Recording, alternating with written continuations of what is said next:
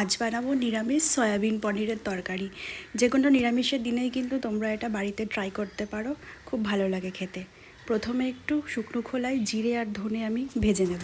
তারপর কড়াইতে তেল গরম করে দুটো তেজপাতা, দুটো শুকনো লঙ্কা এবং জিরে ফোড়ন দিয়ে দেবো। তারপর ফুলকপি আর আলুগুলো ভেজে নেব।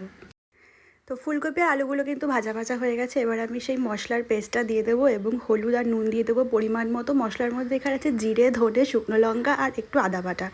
তারপর সয়াবিনটা দিয়ে আমি ভালো করে আর একটু কষিয়ে নেব মশলাগুলোকে।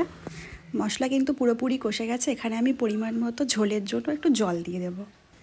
মাঝখানে আমি একটু ঢেকে দিয়েছিলাম যাতে আলুটা ভালো করে সেদ্ধ হয়ে যায়। ঢাকা চাপা খুলে দেখবো যে হ্যাঁ, আমার আলুটা ভালো মতো সেদ্ধ হয়ে গিয়েছে। এবার পনিরগুলো আমি এখানে অ্যাড করে দিয়েছি। পনিরগুলো দিয়ে কিন্তু আমি আরেকটু ফুটিয়ে নেব। তারপর সবার শেষে একটু শাহি গরম মশলা দিয়ে দেবো। এতে তরকারিটা কিন্তু খেতে আরও ভালো লাগবে।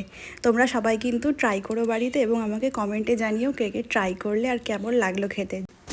আমাদের বাড়িতে নিরামিষের দিনে সবাই এইভাবেই তরকারি খেতে পছন্দ করে। আশা করি তোমাদেরও খুব ভালো লাগবে। Thank you.